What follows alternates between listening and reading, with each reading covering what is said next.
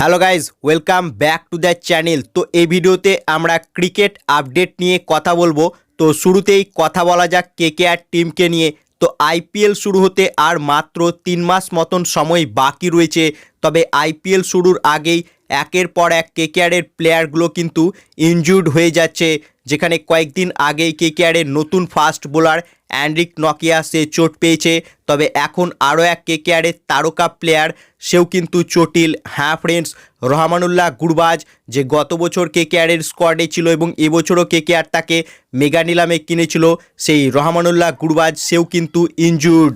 জিম্বাবুয়ের বিরুদ্ধে খেলার সময় থায়ে চোট পায় রহমানুল্লাহ গুরবাজ। এর ফলে আফগানিস্তান ও জিম্বাবুয়ের মধ্যে যে ওডিআই সিরিজ চলছে সেই সিরিজ থেকে পুরোপুরি রুলড আউট হয়ে যায় সে। এবং গুরবাজ চোট পাওয়ার পর অনেকেই কেকেআরে তার রিপ্লেসমেন্টের কথা বলতে শুরু করেছে। তবে আইপিএল শুরু হতে এখনও 3 মাস সময় বাকি রয়েছে। তার আগে সম্পূর্ণ কিন্তু সুস্থ হয়ে উঠবে রহমানুল্লাহ গুরবাজ। তবে যদি ইনকেস কেকেআরকে গুরবাজের রিপ্লেসমেন্ট নিতে হয়, সেক্ষেত্রে কেকেআরের জন্য বেস্ট অপশান কে হতে পারে? তবে আমার মতে যদি গুরবাজের রিপ্লেসমেন্ট কেকেআরকে নিতে হয়, সেক্ষেত্রে বেস্ট অপশান কিন্তু জনি বেস্টও হতে পারে। যেখানে জনি বেস্টও এবারের মেগা নিলামে আনসোল্ড গিয়েছে এবং জনি বেস্টও কিন্তু ইডেন গার্ডেন্সের মতো স্টেডিয়ামে খেলার জন্য এক আদর্শ প্লেয়ার এবং গত বছরও ইডেনে কিন্তু ধামাকা ব্যাটিং করেছিল এই জনি বেস্টও।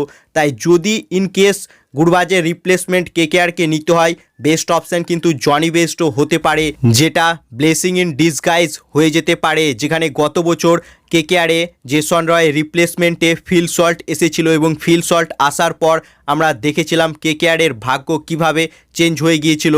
সেরকমই ইনকেস যদি এবছরও গুরবাজের রিপ্লেসমেন্টে জনি বেস্টও কেকেআরে যোগ দেয়, সেটাও কিন্তু ব্লেসিং ইন ডিসগাইজ হয়ে যেতে পারে।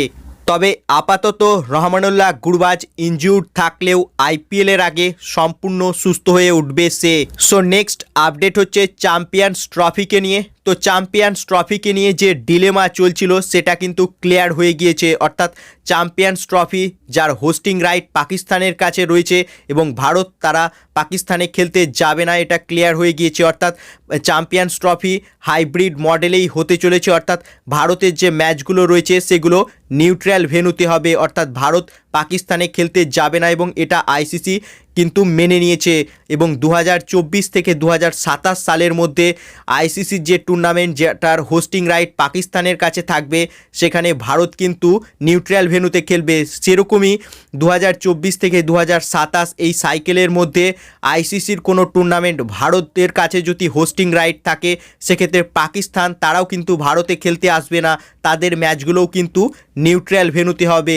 এরকমই কিন্তু এগ্রিমেন্ট হয়েছে আইসিসি এবং পাকিস্তান বোর্ড এবং বিসিসিআইয়ের মধ্যে। অর্থাৎ ভারতের ম্যাচগুলো চ্যাম্পিয়ন্স ট্রফিতে নিউট্রাল ভেন্যুতেই হচ্ছে। সেরকমই 2026 সালে ভারতের কাছে যে হোস্টিং রাইট রয়েছে টি20 বিশ্বকাপের, সেই বিশ্বকাপের ম্যাচগুলোও কিন্তু যেখানে পাকিস্তানের ম্যাচগুলো বিশ্বকাপের তারা কিন্তু নিউট্রাল ভেন্যুতে খেলবে, তারা কিন্তু ভারতে খেলতে আসবে না। এরকমই এগ্রিমেন্ট হয়েছে দুটো দেশের মধ্যে এবং আইসিসি এই এগ্রিমেন্ট তারা মেনে নিয়েছে।